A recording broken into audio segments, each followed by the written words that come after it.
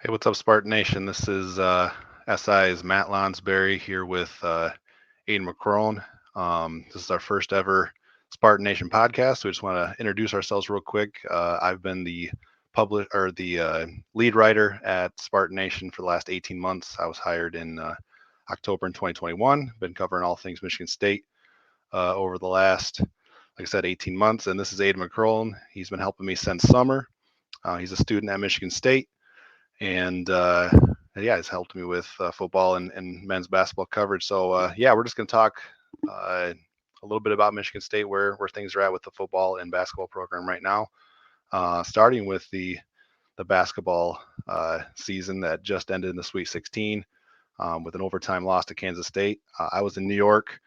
It was a great atmosphere, great game. I actually really thought that Michigan State was going to pull that one out, but just a few things down the stretch here and there, and a couple great plays by Kansas State's Marquise Noel, and that's the way it went. So first off, Aiden, like, what was your thoughts like as you watched that game? Um, like I said, I felt like Michigan State was going to win, especially I think Walker hit a three towards the beginning of overtime, and at that point I was like, man, they're going to do this thing. So what was your emotions and thoughts as you kind of watched the game? Yeah, I mean, at the end of the game, I kind of thought I was like, wow, MSU is on the back end of one of the best Sweet 16 games ever. It Yeah, was just really good in general. I mean, yeah, I think what it came down to was just MSU fundamentally on defense, they struggled like throughout the game. They just got back cut a lot. They really, I mean, yeah, they didn't really make a ton of adjustments. It didn't seem like, from the viewer's perspective, in terms of how to guard Marquise Noel. Yeah, he just made all the passes. Nothing, I mean, he made some flashy plays, but really a lot of them were just the right plays. And Kansas State hit shots. MSU hit a lot of shots to answer down the stretch too. Um, but yeah, it was just a really good game. I think what it came down to was the defense of MSU and the firepower of Johnson and Noel, along with the help from guys like Masood, who I think he had like 15 or something, yeah, and then in the Elite Eight game he had like 5 or 6. So sure.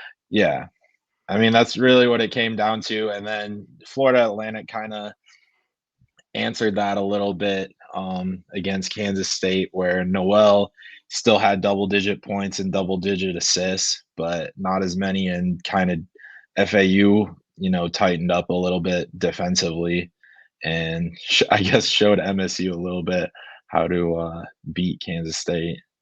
Right. Yeah, so like that's one of the things that Izzo talked about pretty much all year long was that, they've had some games where they were really good defensively. Mostly the first 2.5 months of the year, they were pretty solid on defense. It's just Hmm. the offense just wasn't very fluid. Never really seemed to get into like if the three ball wasn't going, then it wasn't their night and they weren't going to win that game. And then at the end of the season, uh, all of a sudden the offense is just clicking like like we hadn't seen to that point yet this season. And then at the same time, the defense kind of takes a step back. And Izzo talks about, if we can get our offense and our defense working together at the same time, we can play with anybody. And it was like, exactly like this team, Hmm. you could see the potential there. Unfortunately, the NCAA tournament was no different. The first two games against Marquette and USC, it was the defense. The defense was really good, and they just didn't make shots, kind of like they did against Ohio State in the Big Ten tournament. It's just shots didn't fall, but the defense was good enough to kind of carry them through. And then the next weekend comes, and the offense plays really well. And then, like you said, the back cuts were just killer. And then Marquise Noel does his thing and throws in a crazy bank shot like at the end of the shot clock, and Johnson got off to a great start. I think he was like 6 for 8 for 12 to 15 points, I think, in the first half. And so, Hmm. yeah, ultimately didn't end up being their night. But like, if you can kind of put a cap on the season, um, what are your thoughts on the season as a whole? Like, was it successful? Was it good enough? I mean, just from my perspective, I didn't have super high hopes coming into the season, just based on what we'd seen the last 2 years. And Izzo didn't really add much or didn't add anything in the transfer portal, and we lose just they lost Julius Marble, and so I kind of figured they were middle of the road, Big Ten last couple of years, got knocked out in the first weekend each of the last 2 years. That's kind of what I expected again this year. So I think making a Sweet 16, finishing fourth in the Big Ten, I think that was a good improvement. Obviously, it doesn't live up to the standards that this program has, but I was really pleased with how things kind of played out as far as where Michigan State was at. What was your thoughts? Yeah, it definitely was a little bit of a up and down season. You watched Yeah, the Gonzaga game and they had it at the end and then they lost right at the end. Then they go and beat Kentucky in the Champions Classic and you're like, "Okay, maybe this team has something." Izzo he was preaching about toughness and how much he really liked this group during the off season. And then, they fall. I mean, they lose to Bama by like 20, but there it was kind of brushed off because Bama was a machine this season. sure. And yeah, and then they lost. I think it was the first Big Ten game of the season against Northwestern at home, and people didn't really know how good Northwestern was going to be. And Yeah, then they go and win. I think they won like four in a row. And then, yeah, it was just kind of up and down, going into like the last couple of weeks of the regular season. They were in, I think, as low as 10th in the Big Ten, yeah, somewhere around there, and then ended up finishing fourth at the end. So yeah, it was really up and down, but I think a Sweet 16 is where a lot of fans probably would have hoped to finish, like Sweet 16, Elite 8 kind of second weekend area. But the way they did it was definitely impressive. I think the way they shut down Boogie Ellis in the first game, and then I can't remember the guys from Marquette. It was Kolick and I want to say like Sims or some. I can't remember, but Marquette won the Big East regular season and tournament. So I yeah, mean that alone is impressive. And so yeah, I mean they had quality wins this season, but they also had some bad losses. Like the Notre Dame game that sure. comes to mind. They couldn't finish out some games like Purdue. They at home they didn't finish that one out. So yeah, Certainly, I think Iowa at Iowa was another one of right, those. right, of course. How could I forget? Yeah, But yeah, I think that was their end all be all this season was they couldn't really finish and they got to overtime with Kansas State and then they couldn't finish it. In the end, they had a chance to tie it at the end, but yeah, bad pass, but the imperfections um of basketball is what makes basketball fun though. So right, right, they're just sports in general, so sure. I did want to get into Pierre Brooks transferring, which happened a couple of days ago, but I wanted to get your thoughts on it and to kind of share my own thoughts too.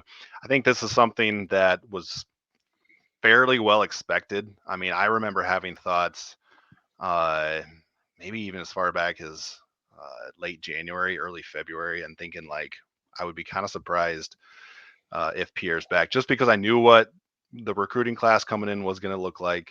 Um, and his minutes just slowly diminished through the year. He had like, how Izzo is with players. Like when he mhm, challenges players, to certain people, it comes off the way it does. It doesn't bother me as a basketball guy, as a guy who played basketball from third grade all the way through my first year of college. So I totally get it, and I think it's totally overblown the things that go on with Izzo and players. But certain guys don't react great to that type of coaching.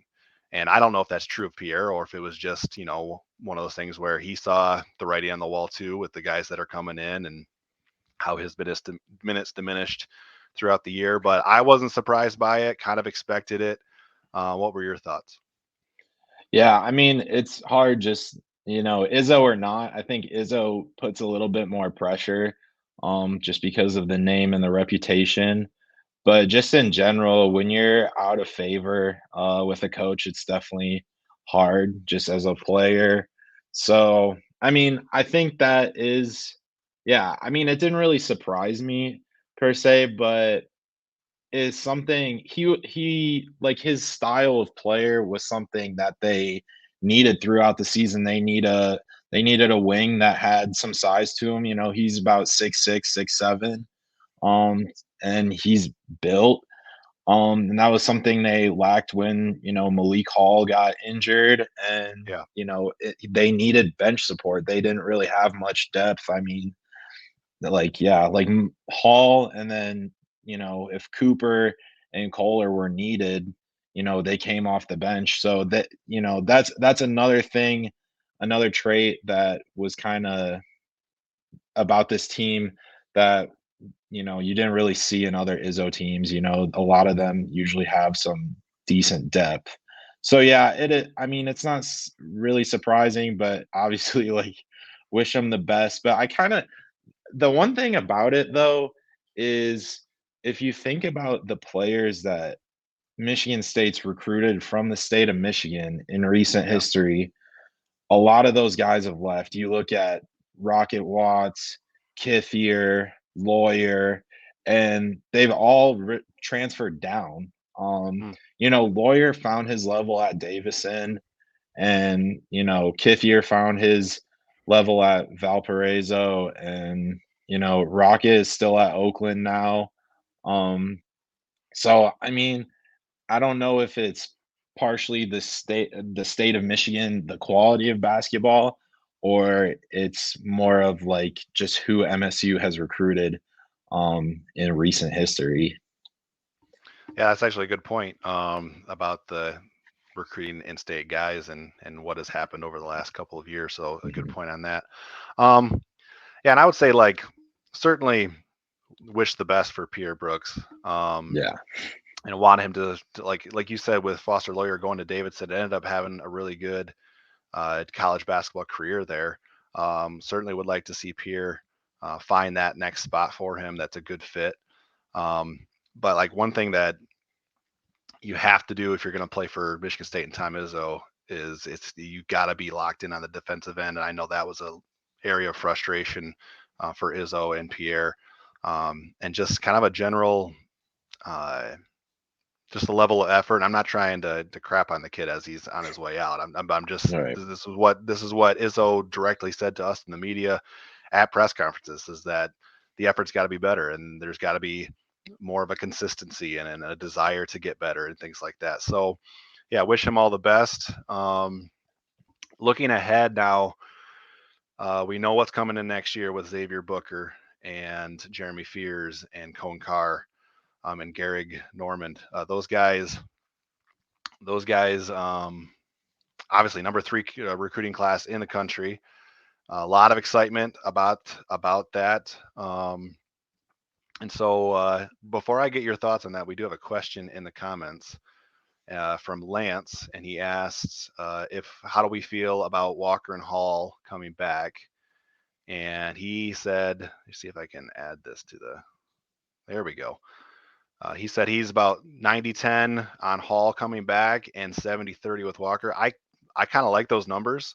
I'd say it's close to where I'm at too. I'm fairly certain that I mean not by any like because I have inside access or anything like that, but just gut feeling with the way the season went with Hall and the injuries and things like that. Like I don't know what his pro prospect would look like at all right now.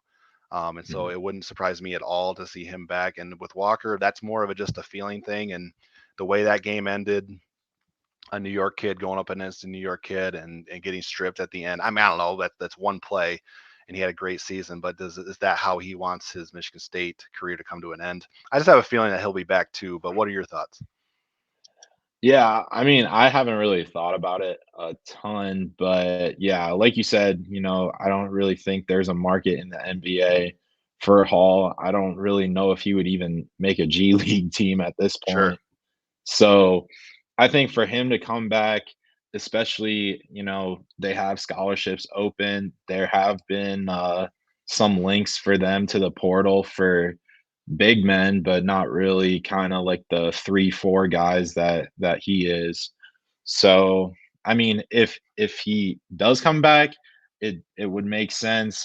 I mean, he'd probably have a lesser role or like a similar role to what he had this year in terms of just he would come off the bench. I really like how Booker and Cohen Carr play. Yeah, Just watching them, I think they're electric. They're, you know, physical players and they're way more athletic, right. quite frankly. So I think for that reason, I think Hall would have a similar role to what he did this year. But yeah, I think it's just hard for me to like imagine Hall getting any better because you look at his 4 years that he's already been here, and you're like, how much has he really grown into his role? Like he's a captain, but in terms of productivity, like there what he's done this year doesn't really feel like anything more than he did, like his sophomore or junior year. And then as for Walker, I mean, obviously you have Fierce coming in along with Hogard. You still have Holloman. I don't think any of them are really looking to transfer. I mean, obviously people might say Holloman just to the fact that he'd be the odd one out. Sure.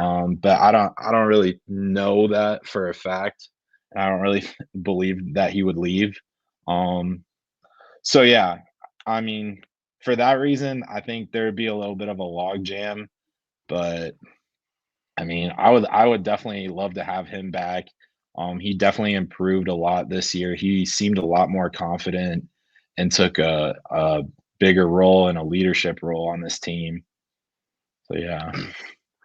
Yeah, and that's kind of where I'm at too. Is if Walker comes back, all of a sudden you've got a real logjam at the guard spot, and that's a good problem to have. Like, don't get me wrong. Like, Mhm. Walker coming back is better for Michigan State than him deciding to pursue a professional career, in my opinion. But you've got AJ Hogard, who's pretty much he's going to be the starting point guard next year. If Tyson Yeah. comes back, I would be shocked if he didn't start at the two guard. And then Akins, like, I suppose Akins could come off the bench if you like a certain forward. Like if Cohen Carr just like blows up in practice and Akins is your first guard off the bench, like maybe, but I can't see that right now. So I think those three guys are set to start if Walker comes back. And then, like you said, at forward, Malik Hall has the experience, but has he kind of hit a ceiling? Probably. I think a healthy Malik Hall will be better than what we saw this year. Um, but does he get put into a reserve role for in favor of one of the freshmen? And then center is really interesting too because actually put it on an article a couple of either yesterday or the day before talking about what the starting lineup will look like, what the rotation will look like. And I actually for the starting lineup, it was kind of like at the beginning of the season, and just knowing Izzo's tendencies with his affinity for upperclassmen and freshmen really have to earn their way onto the floor. I had, and this was assuming Hall and Walker both came back. I had Hogard, Walker, Akins. I actually had Hall in the starting lineup to begin the season. And then I had one of the freshman center or rising sophomore centers to supplant Madi Sissoko in the starting lineup. And I don't know which guy it would be, but I just feel like one of those two guys is going to be the starter at center next year, and then Monty's going to go back to that being that reserve center because um, he's just limited on the offensive end, and I just think that a better role for him is that guy off the bench to come in, play some defense against whoever that big they're going against that night, whether it be if Edie comes back. Dickinson's in the portal now. We didn't really touch on that, but Yeah. Michigan's going to be without Hunter Dickinson now next year, so we'll see. But there's a ton of good big men in the Big Ten still. So that was just my thoughts on that. There's a couple more questions here that we can get to. I'm assuming this is talking about Izzo. Is Izzo going to bring anybody in the portal? If Walker and Hall come back, there's no room, I don't think, for a portal guy to Mhm. come in. They'll already be at, I think, 12 scholarship players. The limit's 13. And Izzo has like said, I don't know if his last off season or early this year, that he prefers to carry like 10 or 11 scholarship players because it's hard to keep everybody happy in the modern era with the transfer portal if you have 13 scholarship Right. players. So if Walker and Hall both leave, um, maybe Izzo dips into the portal. But if those two guys come back, I don't see any chance that he goes into the portal. What are your thoughts? Yeah, I mean, it's funny because Izzo was an early adopter of, bringing in transfers. You know, I mean, in recent history, you have Brandon Wood, you have Bryn Forbes, amongst others. But I mean, like, obviously you have Hauser and Walker, but part of him recruiting Hauser was he recruited him out of high school. And I think that's an important thing for Izzo. And obviously Walker wasn't recruited by him out of high school, but it was kind of more of, I think there's a little more pressure for recruiting a point guard, especially like out of the portal, and like you want a more experienced guy. Um, you know. So I think for that's kind of why he recruited or brought in Walker. But there's some guys that MSU recruited that are in the portal now. I think one of them's Isaac Trout, the guy from big man from Virginia. Okay. There was another guy, I can't remember his name. But yeah, anyways, I think, they've done their homework. They reached out to a couple forwards. It has been rumored. So I think they're just doing their homework. They're making Yeah. sure, they stay in contact with these guys just in case Hall or Walker decide to leave. And that opens up a spot. But yeah, like you said, especially in this transfer portal era, it's hard to keep everyone happy. I mean, you saw that with Brooks, case in point. So yeah, I mean, the 10, 11 scholarships, and then with this freshman class, I think all of them are, looking for a chance to play and get some meaningful minutes just throughout the season. So I mean, that alone, and then Cooper and Kohler both improved throughout the season too. So Yeah. I think that alone just leaves them with 10 guys already. So Exactly. yeah, Yeah. that's gonna be hard to add a guy that will actually play a lot, you know. I mean, maybe Hunter Dickinson, maybe the no, I'm joking. That would create riots. Like I don't know. Obviously, Yeah, that would Michigan not go Michigan down. fans would be totally like so pissed. I don't even know if state fans even want him around though, because I No, no, and after what he said about Michigan State like during the season this year, I just mhm. there's no that I the Yeah, thought didn't really cross my there's a mind lot of though. baggage. There's a Yes. lot of baggage with him wherever he goes, and I'm quite frankly, I'm surprised he didn't go pro because of that reason. Because Yeah. I don't really see, I mean, he's been linked to Georgetown, and Ed Cooley seems like a very kind of old school guy, and I don't really know how he would deal with that kind of baggage that he has, and him going on a Barstool podcast every week. So we'll Right. see. Yeah, not a whole lot more to say about Hunter Dickinson on Yeah. this platform, but yeah, it is kind of a fascinating story as far as college basketball is concerned. So we'll see what happens with him. And a quick Mhm. note on Michigan, like Michigan is in so much trouble next year and beyond. Like I don't know what Michigan's going to do basketball wise. Like Joanne, uh, yeah, we won't get into it too much, but I think Michigan's in trouble. Moving on to like I just want to kind of put like a capper on basketball, and then we'll kind of get into some spring football stuff. Um, Going back to like where my lineup was, do you think I'm being too like I didn't have any of the freshmen in the starting lineup to begin the year? What are your thoughts on that? Do you think I'm being too old school in my thought with that, or No, I mean, I think that's fair. I'm surprised, or not surprised, but I'm intrigued to where Izzo will play Booker because he's 6'10", and he kind of got the build of Jaren coming in. He's a little yeah, skinnier. he can stretch the floor. So I wonder if he puts him in a 4 position. I think for the sake of playing in the Big Ten, he will play the 4 at some point this season. Just because if they have, they're going up against 2 big lineups like, like at Indiana or something like that. So I don't know. I do think one freshman will start. I don't know if it's Carr or Booker, but I think it'll be one of those 2 for sure.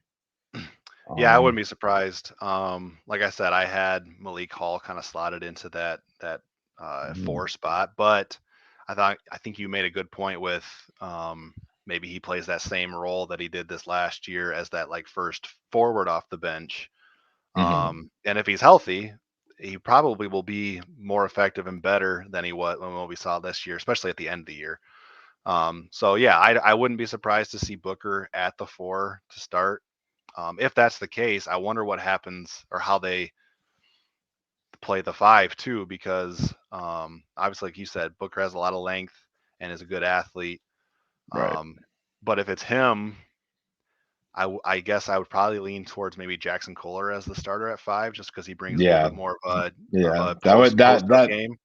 that makes a lot of sense because you look back at that, the Jaren year, Nick Ward and Tillman were the 2 centers that year. So that Okay. would make a lot of sense that someone like Kohler would start, or like play along with Booker in a 2 big lineup.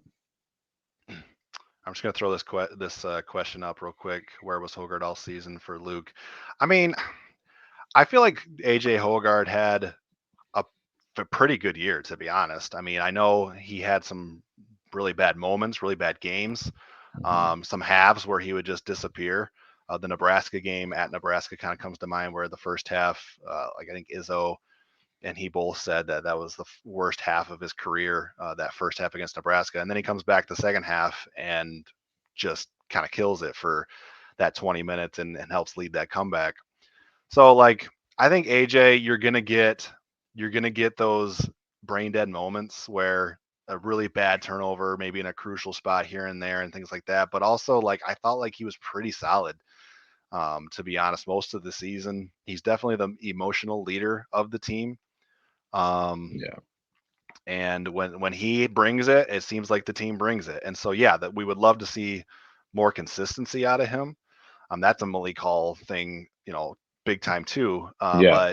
But I think we saw more consistency from AJ this year than we did a year ago. Um, and I think Michigan State's in pretty good hands at the point guard spot next year with with him as the starter, and then we'll see what happens with Walker and like I said, Aikens, things like that. But then Jeremy Fears off the bench brings a lot of hype with him too. So I think Michigan State's going to be in really good shape at the point guard spot. I am intrigued. You brought it up earlier about what happens with Trey Holloman. Does he kind of get buried on the bench just because there's so many guards now that Michigan State is going to have? Um, and I think as far as Holloman this year, my thought was uh, he was better defensively than I thought he would be. Just as a freshman, I thought he was actually really good Mhm, defensively. He got yeah. he had some foul issues here and there where he maybe got a little too physical and things like that. But like defensively, I thought he was pretty good. Offensively, he never looked for a shot. It didn't seem like that was like a last resort thing, and he didn't shoot a great percentage. But I think that was like so far down on his like thought process to shoot the ball that we'll see what happens with him a year from now. But so what are your thoughts, I guess, with that Holloman thing within the just the amount of guards that Michigan State's going to have? Yeah, I mean, I like Holloman's game. I think he's really good defensively. I mean, I think all the MSU guards are Yeah, really good defensively, and I think when it comes down to it, his junior senior year, he might be the best defender of all of them. Just the way he plays. We'll see how long he lasts in at MSU. But yeah, I mean, going back to the Hogard thing, he's the point guard. The point guard is going to make the most turnovers, sure. but also his vision is really good. If you watch him play, he has some really good court vision in transition, and just in general off like pick and roll and stuff. Even though they don't run that a ton, but still. Uh, but yeah, he's a isolation scorer. He's not really the greatest 3-point shooter. No. Yeah, but he can get to the rack. He can back people down. He's got size. He's not the fastest guy, but he does have a little bit of like a quick twitch kind of to him. So I mean, again, like he's a junior. He's going into his senior year. He didn't play much at all his freshman year, and not a ton his sophomore year. But yeah, now this year, this is kind of where he's coming into form. And yeah, like you said, he kind of has a stupid turnover every game. Yeah. There's a lot of MSU players I could name from the past like 5 to 10 years that like Gabe Brown always had like a travel from the wing, like almost every game you could count on it. Or Um, stepping on the sideline out of bounds or something right, like that. Yeah. right. So I mean, yeah, those possessions do add up. But yeah, that's kind of what Hogarth does is he has a sloppy turnover.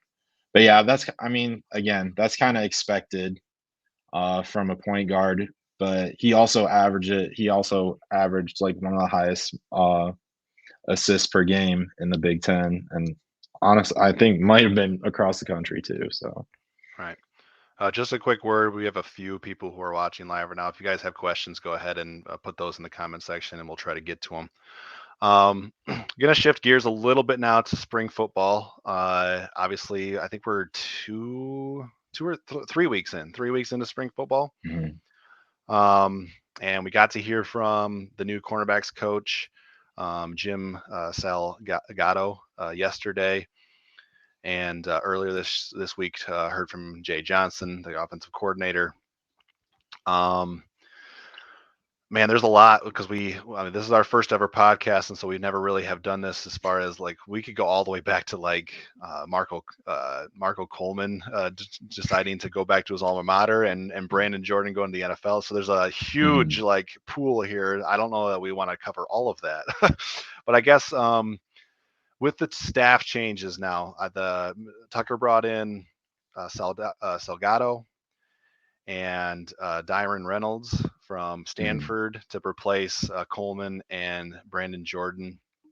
So I guess what are your thoughts on like where the coaching staff stands right now, heading into 2023? Yeah, I mean, I think the Reynolds hire was very good. I think, they had Solomon Thomas really advocating for him. He was the third overall pick Okay.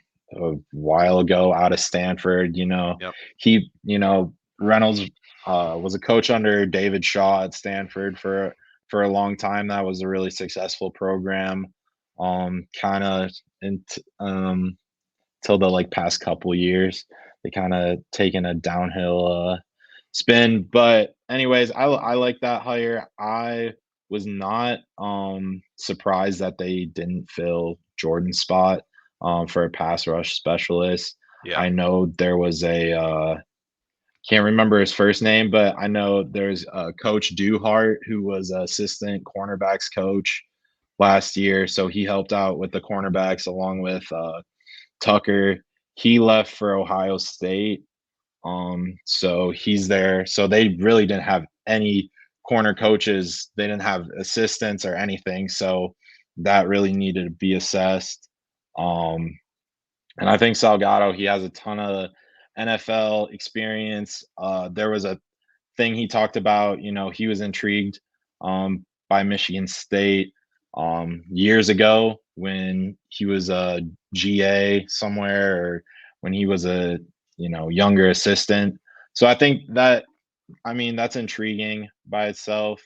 I think the players, the personnel that they're bringing in, I think Reynolds has a lot to work with in terms of freshman and sophomore talent. I mean, we talk Yeah. about this freshman class, but there is some good talent in that sophomore class. Van Summeren is like one guy that comes to mind. Zion Young played a lot last year. You still have a guy like Avery Dunn who showed some flashes at the end of the season when everyone got hurt. You still got Chris Bogle coming back. So I think Reynolds, he's got a lot to work with in his toolbox. And then for corners, again, some young guys, Brantley returns. They lost Speed and Williams, but you still have Caleb Coley. Um, so yeah, I think the corners, it should improve, especially when you have, you know, a guy that Tucker can rely on, and Tucker can really oversee the whole team now because he was really Yeah. focusing on the corners. I remember we went to one of the practice that the media was open up to, and Yeah. Yeah. that's all he was at. He was at watching the corners the whole time. So he couldn't really move around and observe everything else. So I think that's an important piece that people don't really look at in terms of like day-to-day stuff. Yeah, one of the things that I put up an article today, actually, like the 5 most interesting things that Jim Salgado said, the cornerbacks coach. Um, and I guess one of the things that stood out, and it seems obvious, but he just said, I haven't seen any of these guys play before. I don't know. I didn't recruit them, and so he's kind of got like a blank slate on everybody.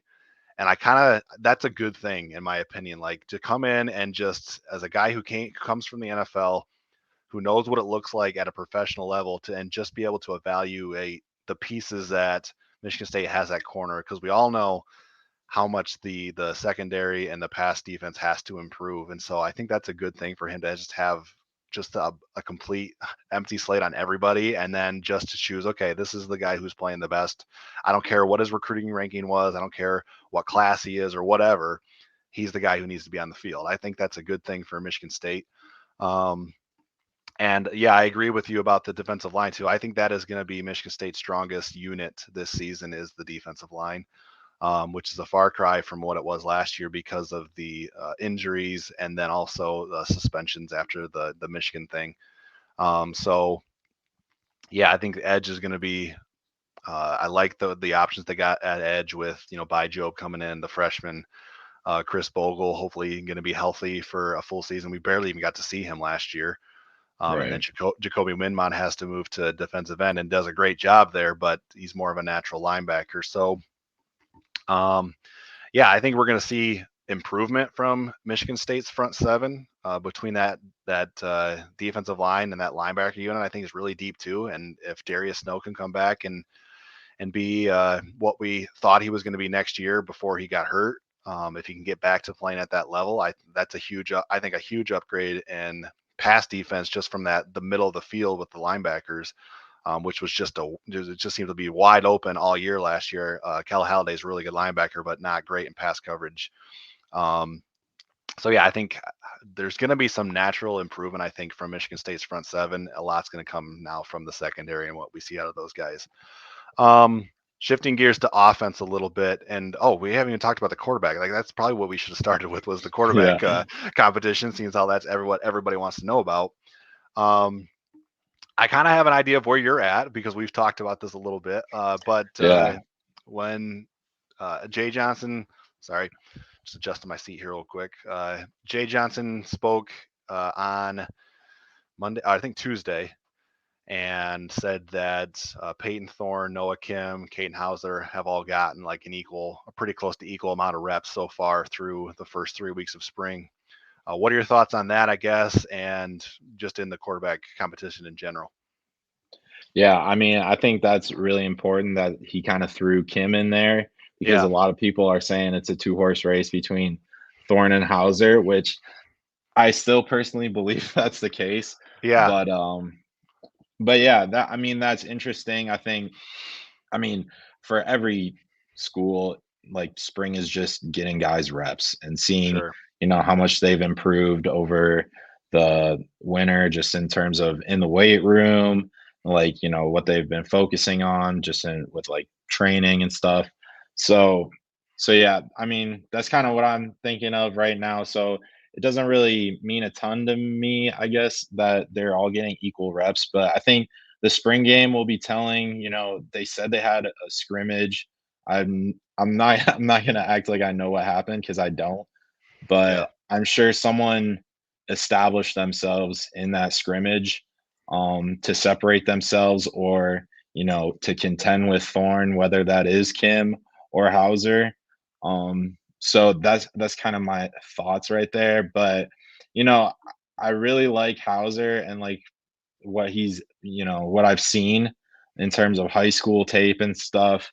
But I think if he's not the starter by the end of this year, um, I don't know what's gonna happen with him. There's been data that's shown, 4-star recruits that are quarterbacks that are in the top, 24/7. It's like 70 or 80% of them end up transferring after 2 years, and it's even higher if guys aren't playing. So yeah, the the stats and the data just because of the transfer portal are crazy.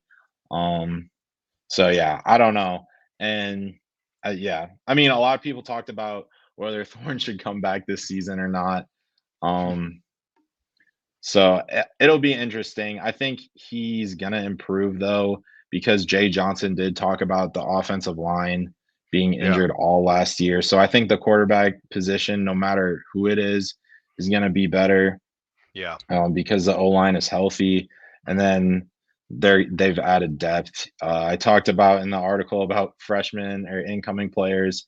Talked about Keyshawn Blackstock and also Stan Rammel are Yeah. two freshmen that they could contribute right away because they're already here for spring ball, and yeah, they're both 4-star guys that they're really high on, and we're two of the top prioritized guys in this whole class. So I think that just shows they could play right away as well. Right. And I'm pretty sure like when they say open competition, I think we're in the very early stages of this and it's going to last all the way through fall camp and things like that. And Johnson did talk about like the three guys and what makes each of them a little bit unique and what makes each of them a viable candidate. And obviously with Peyton, you've got just the experience of now 2 years of starting experience under his belt. And I think I defended Peyton a little bit more than most last year, just because of how bad the running game was last year. And um, I mean, it just made sense to me that his production would drop when you don't have Kenneth Walker as a constant threat in the Right. backfield anymore. Yeah. Like, so like that, 100%. yeah, that wasn't a big shock for me. Now I will say though that he definitely, I feel like we did kind of see his ceiling a little bit, which is when he doesn't have that dynamic back, the question is, can he be a guy who can elevate the offense on his own? And I don't know that he is that. I think he can be very good, a very solid quarterback. I don't know if he can be Tucker called Kenneth Walker a game changer, and then early on last season with Jacoby Winmom, I feel like he was a bit of a game changer on defense. I don't think Peyton Thorne is necessarily a game changer at quarterback. Is Caden Hauser? He might be, like he could be. Hmm. We'll have to see it. And he'll have to show it on the field. I mean, on the practice field first. So yeah, obviously there's a lot of excitement about Hauser, and I would not be surprised, like you said, if at some point this season he is the starter. Uh, but I'm also not ready to write off Peyton Thorne either, and I know he gets a bad rap with some of the fan base based on the play that he had last year, and some of it's deserved. Like, don't get me wrong, I'm not smashing anybody who criticized him last year, but I don't think we should just write him off either. And as far as Kim, I think I shared like it was a while ago that you and I talked because we've been trying to get this podcast off the ground for a while now. Yeah. But I said if this was like an NFL situation, I do feel like Noah Kim is like the perfect backup quarterback, like a guy who can come Yeah. in at any point and continue to run the offense and like not really even miss much of a beat. Is that enough to elevate him to actually get a shot? I don't know, but I do. I like that he's on the roster. I'll say that. Like I don't like what. Do you get what I'm saying there with him in Yeah. that spot? Like you're not. Yeah, you're glad he's there in terms of like that support kind Yeah, of at the bottom. But I know what you're saying. I mean, I think another aspect is Thorn without Reed. I think, Sure. that's something that people don't I mean, some people may think about it, but something I think about because, obviously they've been playing together since like middle school Yeah. or whatever. Um, but honestly, I think this wide receiver group is really good. With Coleman, Mosley coming back. Um, you got Henry. I think the weapons they added at tight end are good. I think, you have Malik Carr, obviously. They added some transfers. I think Jack Nichols, another guy who was a freshman last year. I think you'll see him play a little bit more this year. So I just think the weapons in general have improved. They added a ton of running backs in the portal Yeah. over the past 2, 3 years. You still have guys like Harold Joyner who are still here. They added Jaron Mangum, Nathan Carter, uh, Berger. I think Nathan Carter. I know a lot of people are gonna make Kenneth Walker parallels just because he's a guy who shared touches at UConn and is really like had a burst of speed. Obviously he's taking shots at Michigan already because Okay. he got injured. He got injured last season against them. That ended his season last year. So, Okay. he talked about playing with a chip on his shoulder for that reason. So, I mean, yeah, it'll be interesting. I still think Berger will be the starter heading into next season. But obviously, like if Nathan Carter started and kind of took over, I wouldn't be surprised whatsoever. But yeah, that's kind of where I'm at in terms of the offense, in terms of the skill players and the weapons that, Thorne or potentially somebody else may have. Sure. Um, we're at just over 45 minutes here. We'll go a little bit longer, then we'll call it a night. But I don't have Michigan State's schedule in front of me for football, but I know it's a tough schedule. They've got Washington again at home this time, but that was Mhm. a team that finished in the top 10 last year. You host Michigan and Penn State, but again, those are two teams that are going to be preseason top 10 probably. And then you go to Columbus and Ohio State, which we know how that game has gone over the last how many years. But especially under Tucker, it's been pretty ugly. Um, and then, shoot, I'm trying to remember. I can probably pull it up. I don't even need to remember. You have Maryland at home, at Rutgers. Um, I'm trying to think. They play Nebraska at home as well. Richmond. I want to say they play Central too, Yep, something Central like in that. week one. Central. I just Yeah, pulled it up. So you host Central, Richmond, and then Washington, and then Maryland. That's your first four games to start the year. Then you go yeah, to Kinnick at Iowa, which is going to be a tough one. You get your bye, going to Rutgers. You host Michigan, and then go to Minnesota. So their crossover that was games nice. are Yeah, Iowa, Minnesota, and Nebraska. Which who knows what they're going to look like under Matt Rule. I still think that roster needs a lot of work. So I mean, yeah, it's going to be a little bit before we have to totally. worry about Nebraska. but Yeah, but at Iowa and at Minnesota, that's a tough draw out of the West when you already have to play Penn State, Michigan, and Ohio State. So mhm. with that in mind, and obviously the Washington game in there too, um, what is like your gut feeling in March? I mean, on March 31st. I know we're super early, but like Right. throw me a record out there of what Michigan State's going to go next year. That's tough. I Yeah, mean, in terms of like in terms of expectation or what you'd hope they do, you'd hope they probably win 8 games because, a lot of people are talking about, is this a prove it year for Tucker, everything like that. And I think, in terms of prove it year, I mean, it's how you define it, but also I think personally for this team, I would define it as, make a bowl game, beat one of Washington, Penn State, Michigan, and just like 8-4, 7-5, show that there's a complete team. show that you're not lacking in like the DBs or the run games really bad. Like show that everything has improved since last season. Um, just yeah, I think they still are trying to establish an identity without Kenneth Walker, and Yeah, he's been gone for 2 years now, and we're still talking about him, which is kind of right. crazy. But they're still, offensively, what's their identity going to be? And then defensively, is everyone going to improve? Because really they lost 11 guys, like 11 guys transferred over this offseason, but really only 4 or 5 of them like played a ton. So it's not like they're losing a ton to the transfer portal.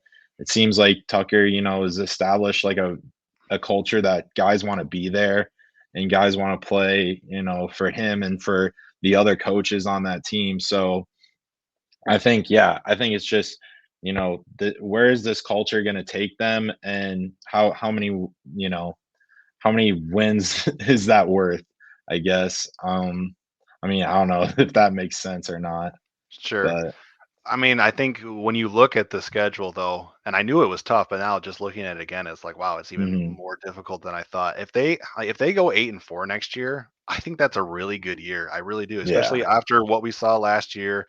They had a lot of injuries last year, and not just injuries, but like key injuries. Like Darius Snow misses practically the mhm, entire season. Xavier Henderson was out for a long time. Jacob Slade was hurt quite a bit and didn't play a good portion of the season. Like those three guys, if you think about it, like those are the three guys who we thought were going to be like the leaders of the defense, and all three of right, them missed significant time. Um, and then offensively, like Jaden Reed was kind of banged up throughout the year and played through it mostly. But then you see what he did in the Senior Bowl practices and things like that, and it's like, wow, that's what we thought we were going to see out of him this year. But he mhm, had the back thing when he runs into the bleachers, kind of like a total fluke situation. And then even in fall camp, I think there was some rumblings about him not quite being 100%. Um, Peyton Thorne, either the first week against Western or against Akron the next week, he took a shot, like a late hit, and I think that kind of affected his season too. So like, I'm not making excuses for 5-7, but like there were some legitimate things that happened that a team that had a small margin of error, it just kind of wiped that out completely.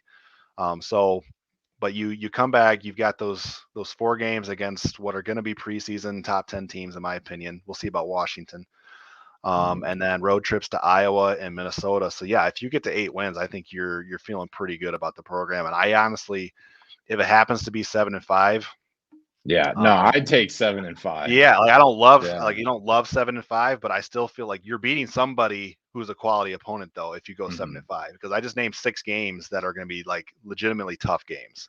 yeah, So we'll see what happens. Um, yeah, I think we'll call it a night there. I appreciate anybody who kind of tuned in for our first ever podcast. We're going to try to do this a little bit more regularly going into the rest of spring and summer. Obviously, Aiden and I will talk about that, get our schedules yeah, figured out and things like that. But now that it's established, it should be a whole lot easier than it was right. the last couple weeks trying to get this up and running. So I appreciate you guys tuning in, and we'll see you next time.